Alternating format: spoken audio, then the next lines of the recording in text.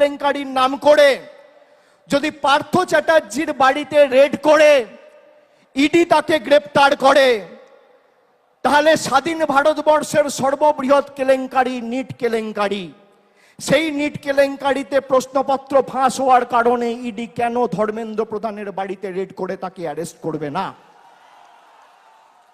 কেন এই রাজনৈতিক পক্ষপাত, দুষ্ট আচরণ, কেন এই দ্বিচারিতা?